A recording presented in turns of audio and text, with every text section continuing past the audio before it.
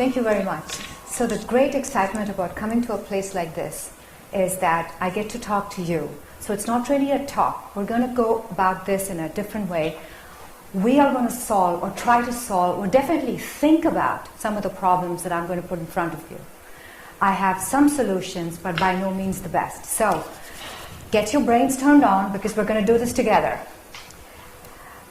What I want to talk to you is I want to start with a small story. You know, I love these stories, and I'm sure, you know, I'd like to hear your thoughts on this.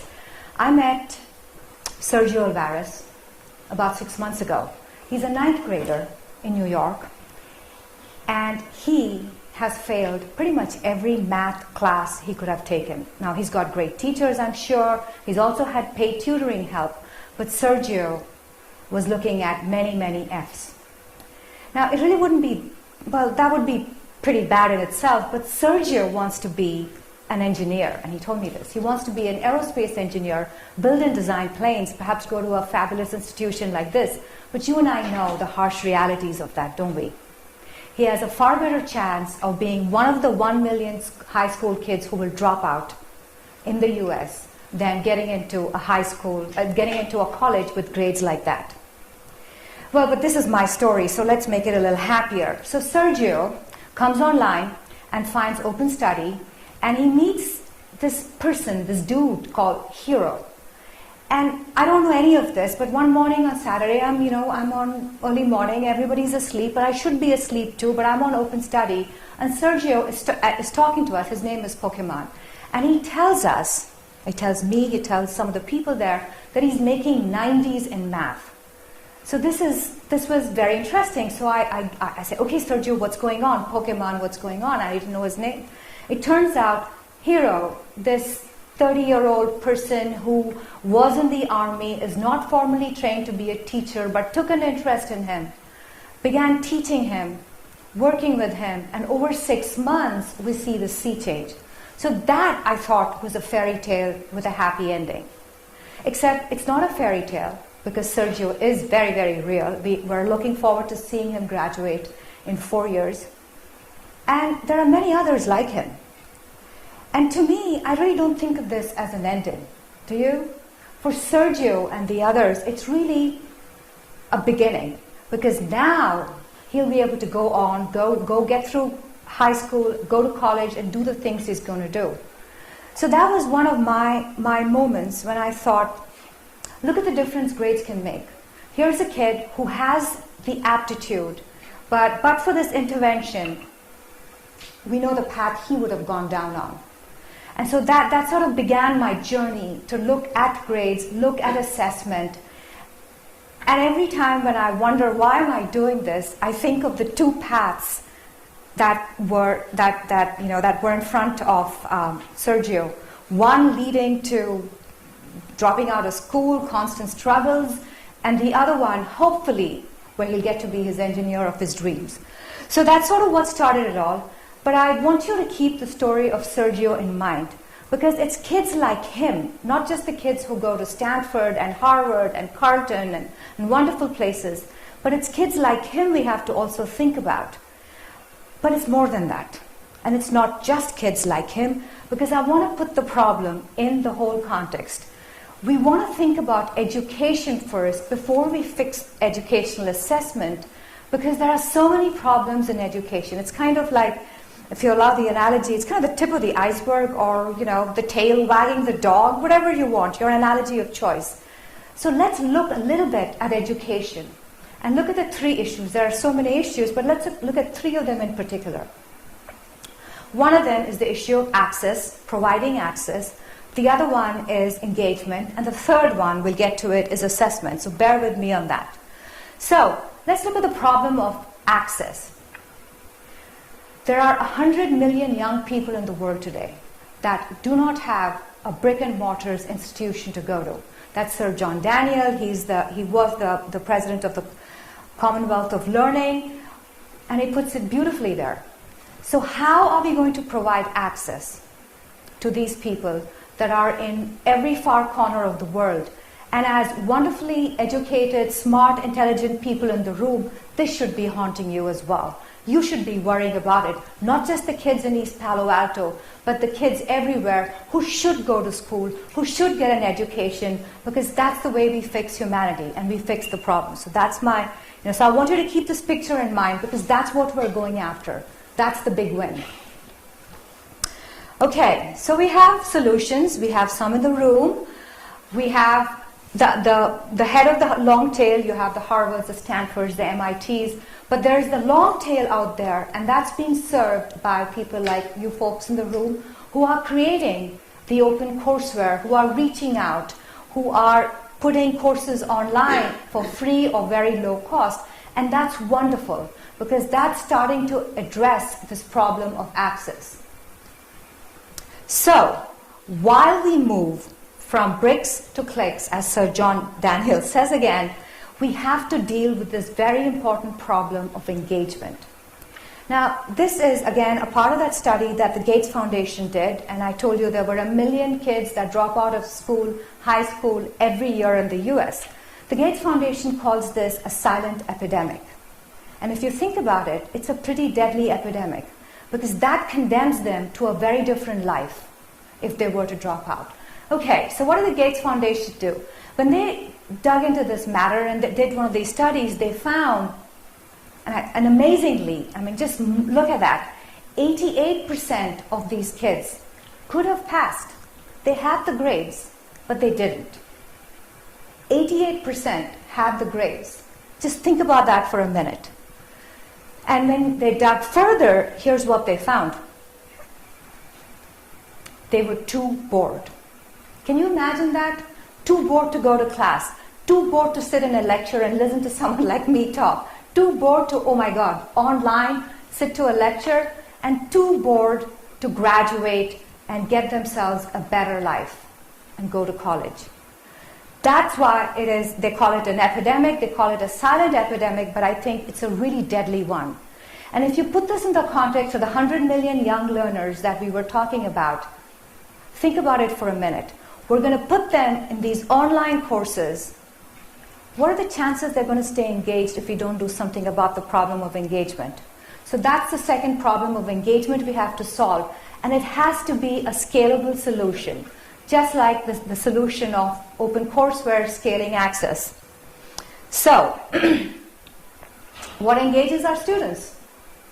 Let me throw that out to you folks. What do you think engages the students of today? Where are they spending their time enthusiastically, engagedly? Games? Online? Social media? So we know this answer to that. We know where they're spending their time. And the second thing is, I also have games there in my second slide. And so, as you know, in the last year or so, you've been seeing, and I've been seeing a lot of the literature coming out and saying this is where our young people are. The Pew Research, Sloan Consortium, we know where they are. We know what engages them. This is the cyber generation, the digital millennials. You're talking about, you know, having a digital persona. I don't know if many of these kids even have a real persona. For them, the face-to-face is a thing of the past. And you know this because when you have office, how many educators, faculty in the room here? When you have office hours, I guarantee that's good time for working on something, right? And that's because for them, the cyber world is very, very real, and in times more real than anything else they've seen. So the solution has to have both the social media and the games. So this is what we imagined a couple of years ago when we started thinking about the solution, because this was a problem that was starting to bother us a great deal. It had to be social. You had to sort of create this Facebook, but where the chatter was not about parties and dates, and the pictures weren't about whatever they are. And then you have the World of Warcraft kind of a thing, where the behavior that's incentivized is good behavior, helpful behavior, helping one another, problem solving. Why can't we build that? And that's what we challenged ourselves. We don't want just educational games. We want an educational experience that's game-like. So, I just want to put that out there. my background was in research on problem-based learning environments, peer-to-peer learning. We were developing at that time environments where students could engage in problem-based learning as real as we could get in the 1996, which was quite unreal. Also, I want to remind you that one of the pioneers of social learning came from Stanford's campus, so wonderful to see some of those ideas that were, established and quite well regarded come to light in this new technological frontiers. So that's what it looks like. It's a social site, it has learning, and the way we presented it when we started about a year ago when it was launched, we said, make this your study group. We want to connect people from all over the world. There were two challenges at that time, so I'll share them with you. The first was, of course, technical. How can you get people to come online, ask questions, give them the answers, connect them, and of course, add the social media, so they're doing the learning, but also the social media, and it's not one a whole lot more than the other. There's enough of both going on. So that was a technical challenge. And the second challenge was another game altogether. And I've said, I'm an educator. So the second challenge was one especially for educators. How do you convince educators that peer-to-peer learning can be useful and in fact effective? That an answer from another 17-year-old across the world can have any value at all. And that was a big obstacle, much more than I'd ever anticipated.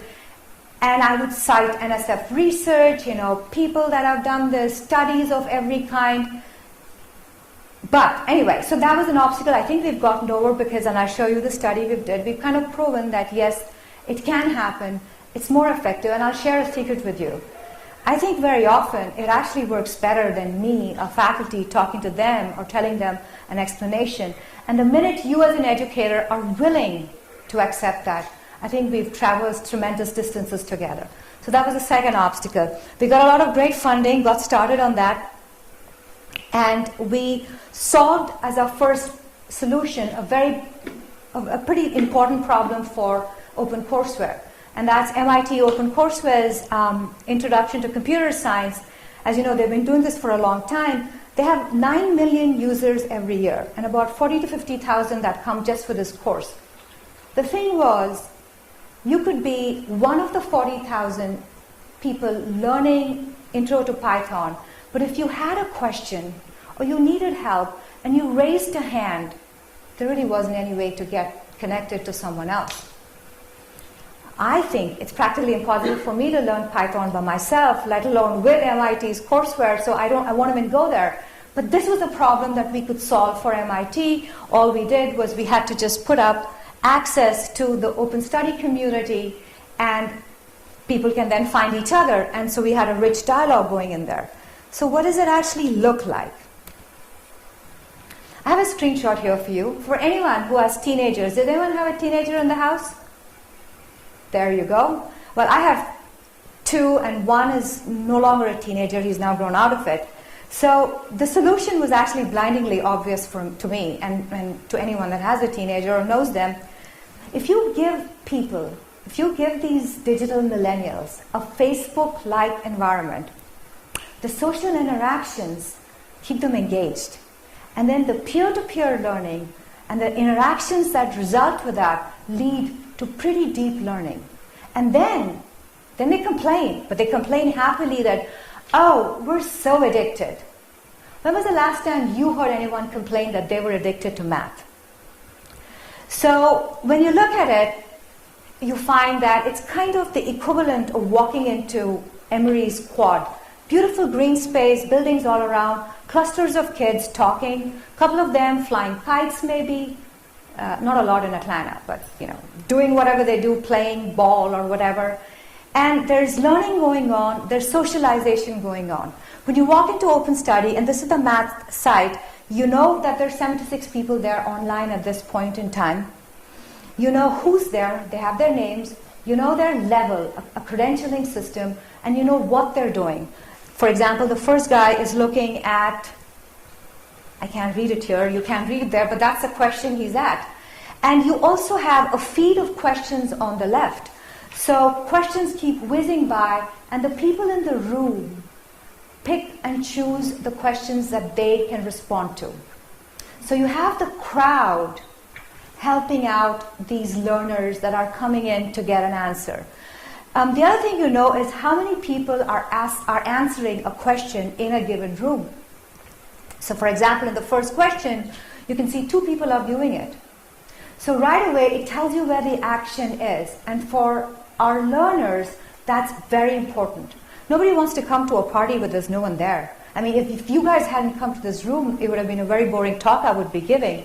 So we need to know, the learners need to know who's there, what are they doing, and more importantly, a who's who list. So the credentialing that I'm going to talk about in a minute or two is about establishing a kind of a hierarchy, a rank of helpers. Just a little more. So we decided that what we would do was not what Yahoo Answer does, was not what Wolfram Alpha does, or any of these other people. It's not about the answers. There's plenty of content out there. We're not about the content alone.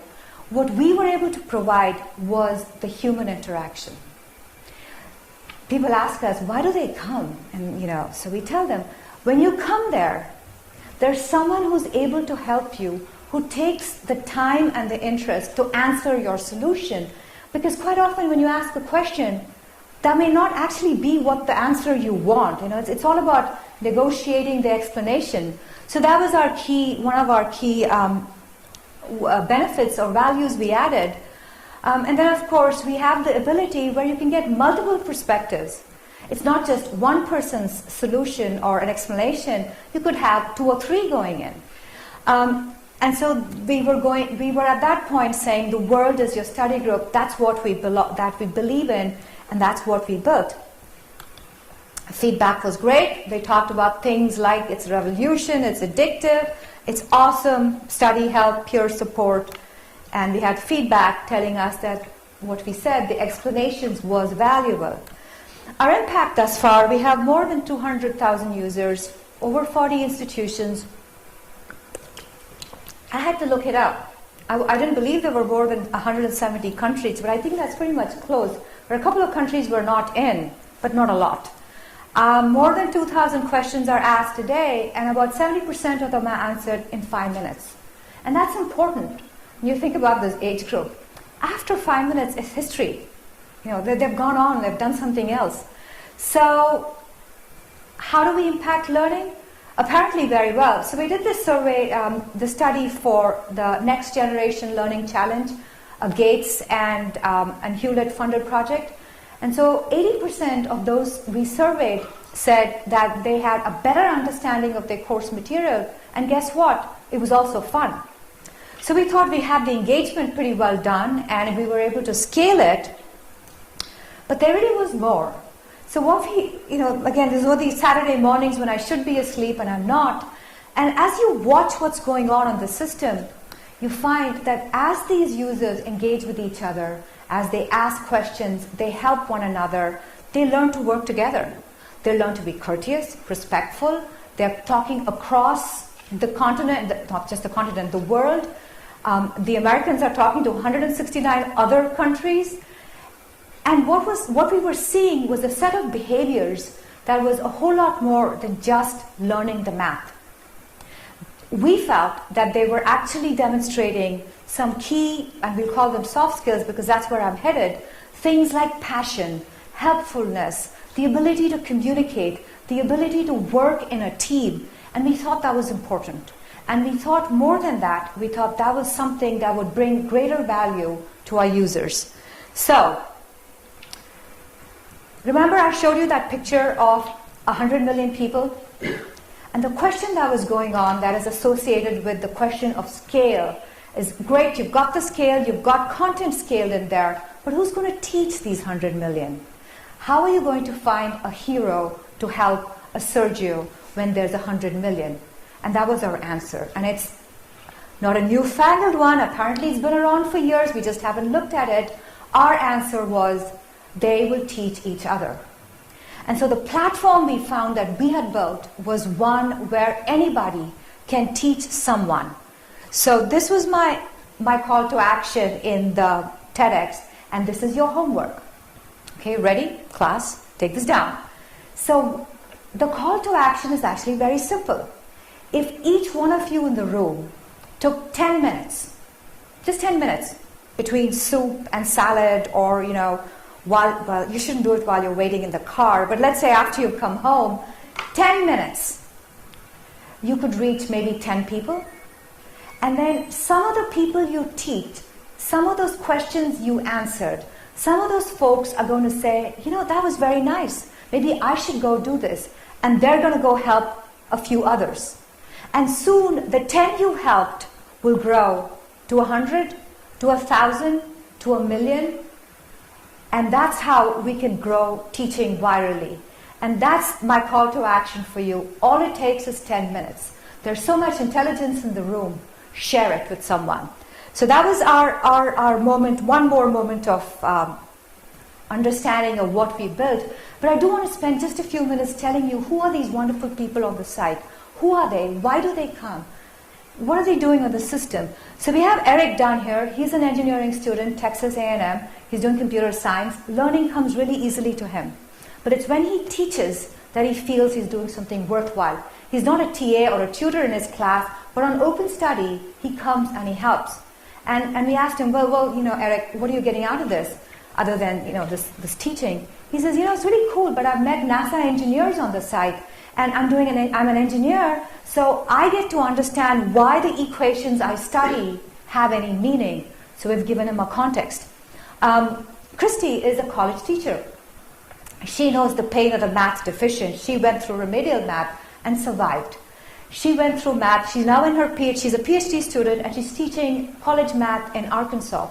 And I said, Christy, you're dealing with these kids every day. What makes you come and spend your nights here too? And she's one of our power users.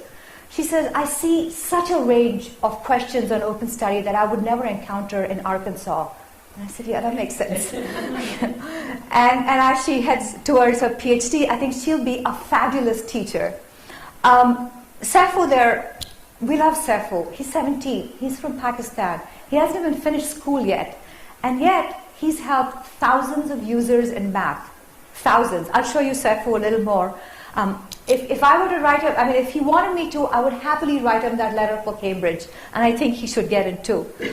There's Samuel, another one of our leaders, 18 years old, taught himself computers, got this little dinky computer, taught himself computers, went online, went to MIT OCW, began to learn computer programming with that course I showed you, and now he's such a leader. I want him to come here. So if there's anybody in the admissions here, we should be recruiting Samuel from Ghana. Catherine is a grad student. She is in Australia, biology. When she came on the site, she was too timid to answer a question. This fabulously intelligent young woman, too timid. Well, right now we fixed that. She's a moderator, and in the late night shift, she's handing out both justice and wisdom with equal calmness. So that's some of our users. So we made this progression. We thought about the access issue. We dealt with that by working with content providers, anybody that has any content anywhere, we work with them.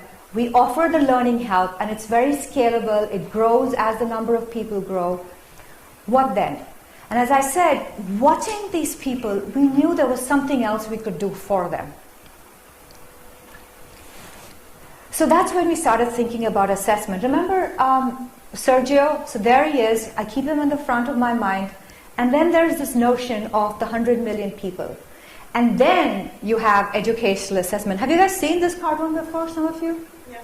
So you all must have seen that. And that sort of puts it in perspective what educational assessment, standardization of tests is all about. I really won't say very much.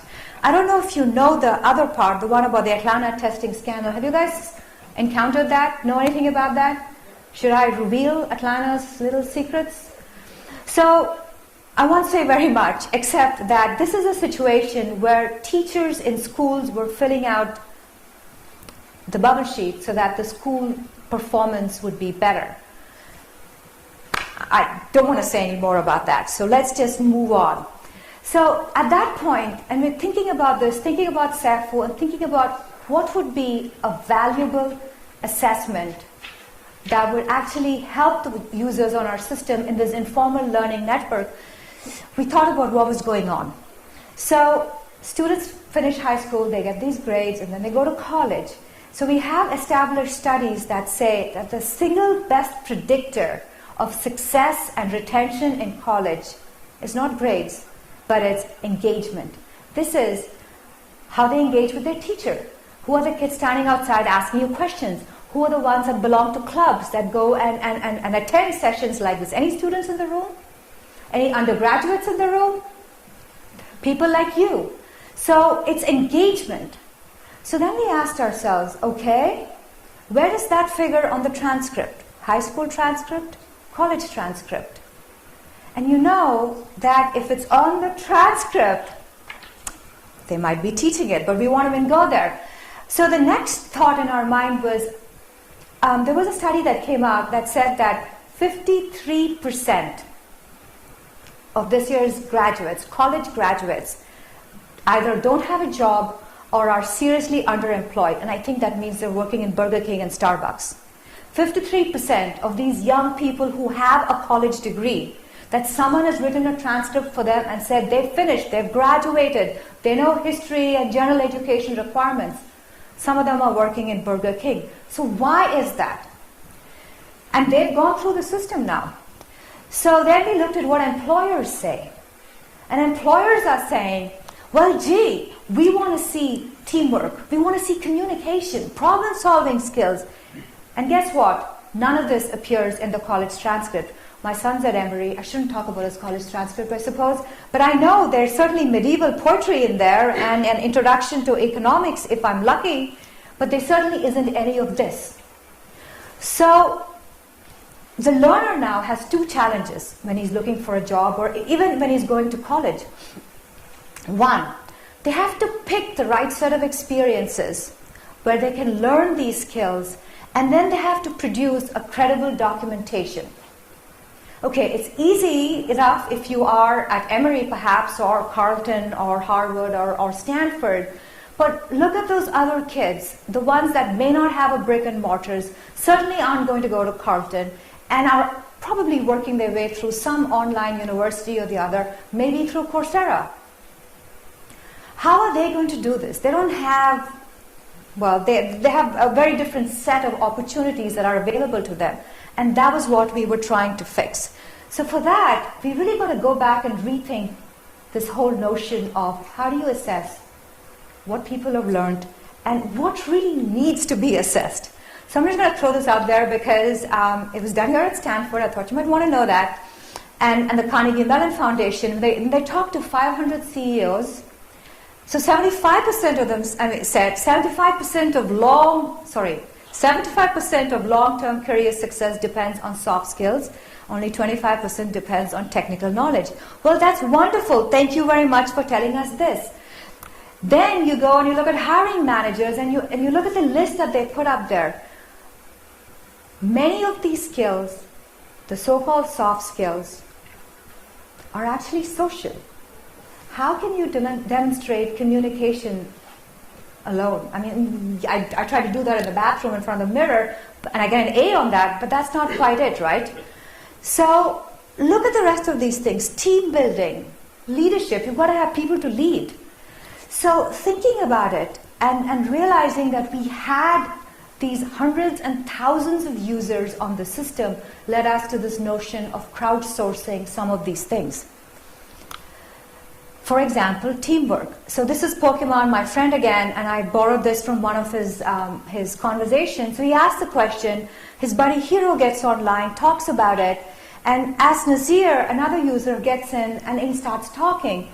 But Hero says, oh, that's nice, as Nazir, you're full of great insight and perspective. So here we have a team problem-solving situation, question, asker 1, asker 2, and then asker 1 saying, that was good. That's a teamwork right there. Maybe a micro teamwork, but that's kind of what it is. And that was happening on our system, and because all this is archived, we are able to capture that. Or look at this, here's a situation, there's 7 people there on that question, the first question. 1, 2, 3, 4, 5, 6, 7. And there's 7 of them asking, think of the rich knowledge we can gather from these kinds of interactions. And so, we decided to launch what we call the SmartScore. We call it SMART. It's got nothing to do with grades, because we think these are the smarts the young people are going to need for the next generation. When they're looking out and they come out of these schools and colleges, you are going to need to know teamwork. And guess what? As you said earlier, a lot of your life is going to be spent online. You're working with outsourced groups. Your morning at 6 o'clock, you're going to take a call with someone from Bengaluru, Kyoto, Michigan, whatever. That's the reality of the situation. And we had a perfect platform because people were already doing this. There's 2 parts to the SmartScore. There is what we call our user activity data, the hard data, things like how long were you on the system, time in the system, number of questions asked, number of questions answered, medals received, and things like that, things we can count, hard quantifiable data. And then there's the crowdsourced data. This is things, and I'll show you in a minute, things that people say about a user. People have interacted with the user, and the report we get from consolidating hundreds and thousands of these interactions. So in a sense, what we're asking the crowd to do is to come around and report on a single user's skills in these 3 attributes: problem solving, engagement, and teamwork. We think this is the assessment of things that matter and something that we can do and contribute. So I'm going to show you Saif again, 17-year-old in Pakistan, working on his A-levels so that he can go to Cambridge in England. And look at him for a minute. His score is 99, and that's a smart score. Mine is only 68 because I don't spend half as much time as Saif does on the system. He's got, if you look over here, he's got 8,000 questions answered in mathematics. So he's attempted 8,000 questions, and for 3,000 of those times, someone thought the answer was good enough. Someone felt they'd been helped by Saif, and they were willing to say, here's a medal. This is my token of appreciation, my approval that what you've done has been of value to me. Over and above that, of course, Saif is active in many of the other groups, and we can see what he does. He asks questions, but he's a helper. That's what he does. He comes there, he helps, and then he hands it on and he chats. So the other thing is, look at the number of fans. Just to give you a comparison, I have 189 fans. Saif has 791 fans. And you'd imagine that's because he's helped so many people. When you become someone's fan, you can only do it once. And we actually haven't figured out how to unfan yet. So you stay a fan. We will figure that out. But for now, those are the fans he has. And these are 791 people who've said, Saif, I respect what you're doing. I want to follow you. I want to be in your group of followers. And then 88 of them have written testimonials. Now, all this that you see is openly visible to anyone on the system. You have to be a registered user. It's free. But you could go there and see Saif for yourself. You could go click on his testimonials and see, what did someone say about him? What did Preetha say about him? Preetha says a lot about him, mostly good things, but that's all there for anyone and everyone to see. So as you can see, a pattern starts to emerge. There are people like Saif who are consistently helpful, consistently polite. And by the way, you do get dinged if you're rude. You do get dinged if you are obnoxious, if you are inappropriate. Sometimes it's really bad, and then we just suspend you. We suspend you for an hour. And then if we really, really don't like what you've done and you've gone against our code of conduct, then we just ban you for life. So, and all of these things count against you. So the SmartScore then has this balance of the good and the bad, and the people that get a higher SmartScore, we believe, has to stand for something. So, that's Saif, and as I said, he's working on his A-levels, and that's sort of our notion of what educational assessment should be like. Because at the end of the day, You want to give your users something that's valuable. You want to give them something that really gets them to the next step. It's all very well for us to talk about, the value of a liberal arts education, and do you know your Keats, and do you know medieval archery or whatever it is. It's great. I come from a background of liberal arts. I think it's the best thing that we've ever developed in this country. But they do need jobs. You really want them to have jobs because you want them to go and make that living, because that's going to make a tremendous difference in their lives. And anything we can do to help them get there, anything you can do to help them stay engaged, stay in school, will be something that will be tremendous. So, that is pretty much the end of my prepared little talk, and I'm here open to suggestions, feedback, criticisms, and more than anything else, I want to remind you that that homework I gave you is not going to be graded. It certainly isn't going to be graded by me, but it will be assessed. And you know it's going to be assessed by the crowd. So look forward to seeing your grades, not your grades, look forward to seeing the assessment on that, earn a medal from someone, and then we'll talk. Thank you very much for your time.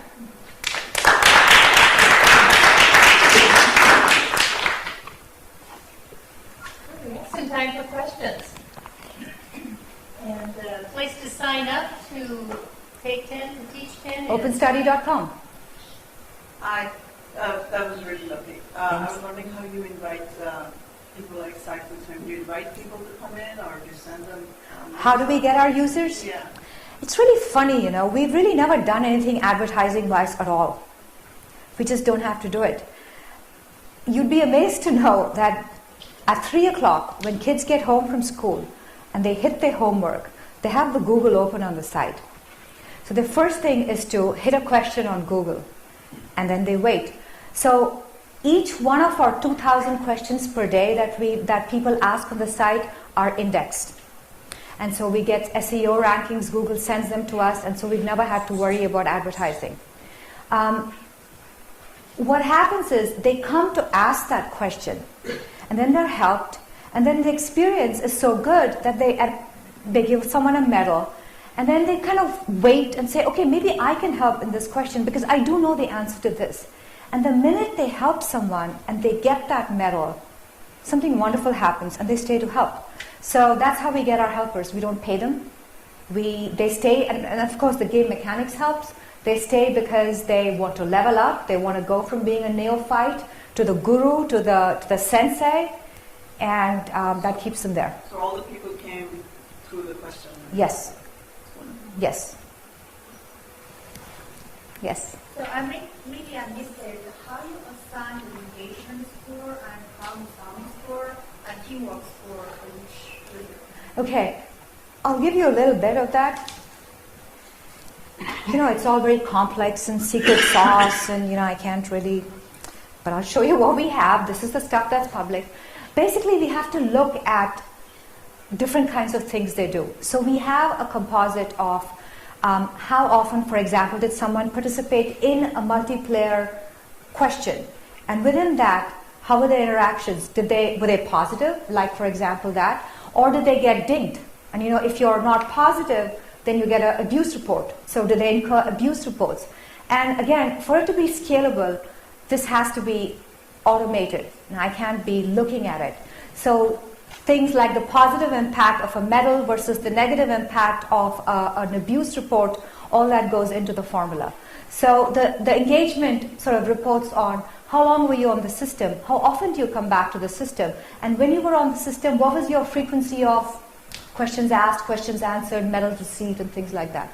So we have someone whose job it is to come up with all these formulae, and then we look at it and we say, oh, does this make sense? So, yes? Do you look into the quality of the question, kind of complexity? Yes. So glad you asked. Absolutely. And one thing that I've learned is you always have to listen to the users.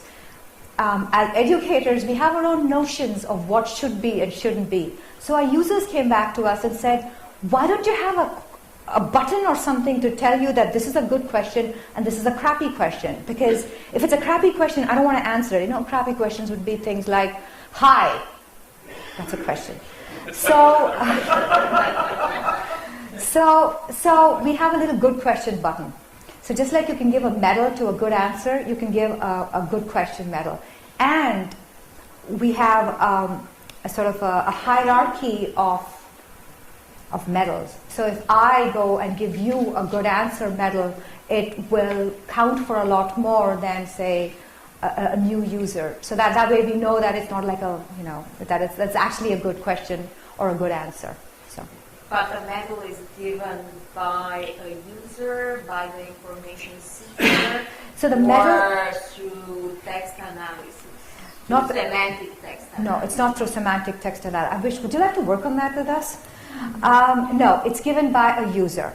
So an asker asks a question, and an answerer answers it. An asker can give the medal, or someone else in the group can give the medal.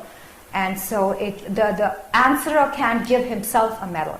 So, yes? I have a couple of questions. First, do you have an idea of kind of the distribution of activity, like the most active users, what percentage of activity do they account for versus like an average user? And then second, you mentioned a little bit about this in terms of like reporting abuse. You said there are moderators, and then you guys, I assume there would be like automatic flags for So, Can you repeat the question? all right, so she wants to know about the range of activity, which is some kind of an average of activity, and I want to ask you a question about that. And her second question was about moderators, and what do we do about moderators? I'm not quite sure what you mean by activity and what range you're looking at. For example, there's a range of activity that depends upon the time, and towards the evening we get people from the other side of the globe. For example, we find that 10% of our users are our top helpers, so have a level of 50 or above. So we know that a whole bunch of people come in, ask questions, and leave, but about 10% of them stay again and again to become the top users.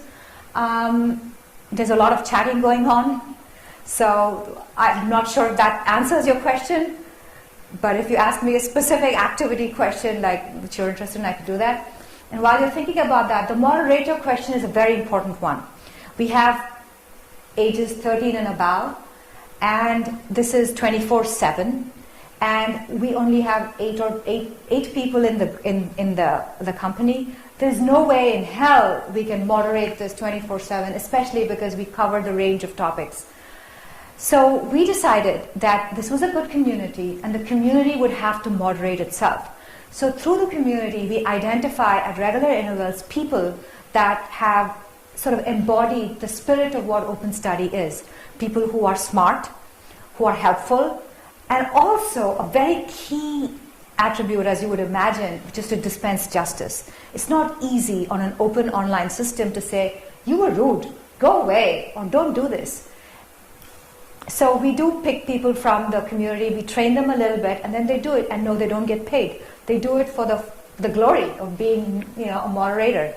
So that answers your question? Yes? I'm wondering if you have kind of some user personas or profiles, because when I'm looking at the website, it's very cool, by the way. Thank you. It's a little concerning to me that a lot of the questions I see are just clearly straight questions from the homework. Mm-hmm. So do you have profiles of people who just come in and ask the questions directly from their homework, and then people who ask questions that are not directly from their homework, or more like conceptual questions or questions they thought about? We have the range of questions. When you're a 7th grader and your homework is due, there will be a homework question.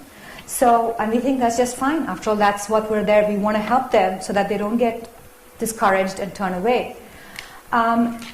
As I said, about 10% of our users persist and they become the helpers. So you imagine the rest of them, a lot of them are just coming to get some homework help.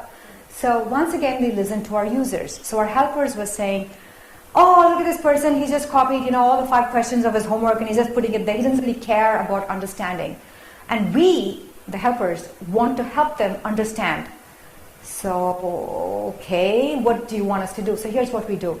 We only allow one question at a time. So you ask one question, wait for it to be answered, and only then can you go back and ask another question. So it gives them that space. And remember, it's not just an answer you're getting. So our top helpers, they know now that and this is a part of our code of conduct, if you can look at this, that is, we want to help you understand. And so they'll do crafty things like they'll say, okay, now if you understood this, why don't you try this other problem? Or why don't you post another problem and I'll see if you can work your way through it. And they're trying to help. And remember, these are just other 17 to 90-year-old people that are not always trained teachers. But they instinctively, it just comes to them to say, wait a minute, are you sure you want to understand this, or you're just getting me to do your homework? And they're very fussy about that, so they get kind of mad. Do you see any cultural behavior trends? You know, I'm trained as a scientist, so it's all very anecdotal. So let me tell you, we have, as I said, we have this the time of day kind of a thing. So when I go in the morning at 5 o'clock, I find my Indians and Pakistanis right there, because I think it's nighttime for them right about then. And they're talking to each other in Hindi or whatever language they're coming from. They're clustering together, and they call each other, brother and sister and things like that. So a little, and that's in math. In other groups, like for example English, I find my Korean and sometimes East European people clustering in there. Presumably East Europeans have no need for math help, but I don't know. I mean, I don't want to make these kinds of judgments. I think, though, actually, the whole cyberspace sort of removes these kinds of cultural differences. They're able to, well, I know you raised your hand, but I already prefaced it by saying I'm a scientist. So what I've seen is that people are willing to ask each other and answer questions. And on the odd occasion when misunderstandings come up, like there was this discussion about terrorism, and I thought, oh my God, this is one of those things I'm going to have to step in. But it was a misunderstanding, a language issue. So those kinds of issues do come up when, for a lot of people, English is not their first language and they're trying to communicate, and there are misunderstandings. So, but mine then was more towards a question-driven interactions and cultural patterns and responses. Kind of. I haven't thought about it that way, but I'd love to talk to you about this and see how it goes. Yeah? Have you ever thought about doing something like other sites where people are helping each other, where you require them to do a certain amount of helping in order to get a certain amount of help themselves? I haven't encountered other sites, but that's been we've been thinking about it, and the thing we're thinking about is just this. Should we limit access to, say, 5 questions? You can ask 5 questions for free, but if you want to ask 50 questions, then you'd better be giving back to the community or pay. Right now it's all free. It doesn't seem right to me. So there's smart people in the room. I don't know what you think about this, so I'd be happy to hear your thoughts. So if you ask me, right now it's all free. And we're sort of determined to keep it that way. Well, I wouldn't suggest making them pay. But require it. Yeah, because everybody has something that they can help with. Yes. And even if it's creating a question that you can pose and answer because you know the answer, Mm-hmm. then at least you're contributing something to the community. So I thought of this just because, I don't know about educational websites, but a lot of websites that provide confidential information, like salary information, you can only find out that information if you're willing to give up your confidential information. That's a good idea, though. That is true. Because that'll actually help us scale the teaching part of it as well, the helpers.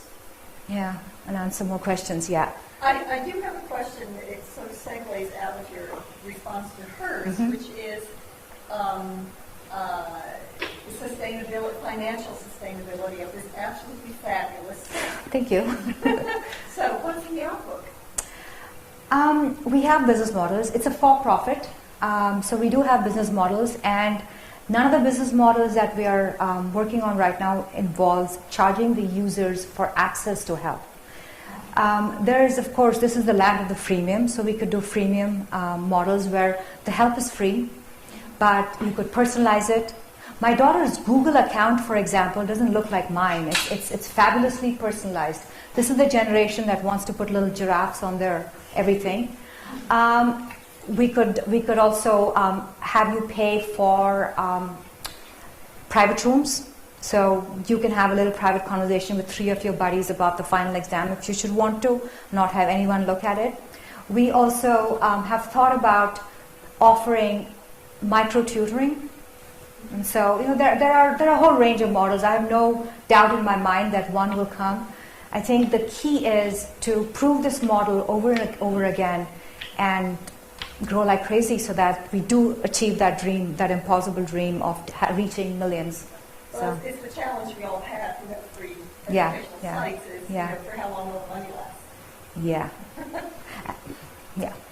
So, do you feel certain subjects are more amenable to this approach than other subjects? Yeah. And it's kind of because of everybody does math. Everyone can help some math in some, it might be 7th grade math. So we have a huge number of math helpers. Now, we do have a psychology group, but not everybody is qualified enough to do psychology. The other big need is writing. Those are the 2 things that people fail the most at in leaving high school. So writing is also very popular, but it's nothing compared to math. And the reason is that it takes a little more time and a little more talent. We have people actually uploading their essays, asking for help, and people willing to go through a 7-page essay. In between that, I'm a chemist, so I go in and I look at the chemistry section every now and then. It's a whole lot harder, and I make mistakes even on chemistry. So I think there are some fields that are a whole lot more easy and amenable because everybody has some expertise in it. But I don't see, if we have the millions, I don't see why there shouldn't be enough psychology helpers to help in psychology. See, I think that's the monetization direction because particularly in the higher level subjects, the people studying that might actually be willing to pay for it. That's a good idea. Get people, and people may be willing to help. Right. We have psychology graduate students, for example, and that's a tough one. But I think you're right. They would actually be, or business school. That is a great idea. Yeah. So building on that idea, by now in 1 year you have very valuable data. Yes. And you can mine that to come up with either trends in our thing, or either a cultural aspect or your point product or your footnotes. To come up with in 1 year, this is sort of our data mining has resulted, and these are the common problems that high school students face, college people. Absolutely, and that's what. That would be useful. Yeah. So that's what Gates wants us to do. So Gates is one of our funders, and they came to us and said, you could actually tell us that fractions is, phenomenally difficult. I mean, we don't need me to say that, but yeah, we could do that. We could mine and give a level of. And if your site says that. Anybody that does that here, we'd love to collaborate with you on that one. I can. Yeah, that would be cool. Yes. Are you determining the categories, or are you letting users identify what they want to learn? We are determining the categories. So we put the topics. So we say math and science. But if a user were to request it, we would put it up and see how it does. And so it's a question of having enough users so that you get a response in some reasonable time. So. To what extent have you started to integrate your product with schools directly? Do you have any relation with classrooms or with teachers where maybe students go home and they're helping one another? K through 12? Yeah. Okay. We face a big obstacle in that one, which is if the school were to bless us and offer us with the official endorsement, then they're endorsing an open and social product, kind of like Facebook. So we tried that, and until a school comes up that's bold and brave enough to say social is fine, in fact that's the way of the new future, we just go where the students are. So students come to us, and enough of them come to us, and we spread by word of mouth. We've had much better luck with colleges. So we are, in fact, of the 40 institutions, for example, we are partnered with Foothill here, College of the Redwoods, all the way across southern New Hampshire. I'm just talking to other community college systems and other liberal arts colleges. The kids are older, so they're 18 and above. So we work with them as a learning resource that's a peer-to-peer learning resource that's free and open. So that's worked much better for us. Yes? If there's a problem for you that you don't have the amount of help that you really want, why not try to partner with some teacher education program somewhere? Because it could be also very useful for them to look into how the interaction would, because you have a nice transcript in the end, so you could go back and... Absolutely, and that's one of, as I said, one of my teacher stories. We actually should, and we haven't done that, and that's actually a great point we should capture and work on. Teacher education sites. It will also really be the connection to schools. Right? I'd love to do schools, I just... So anyway, so thank you all very much. Great ideas. Thank you very much. Well, thank you.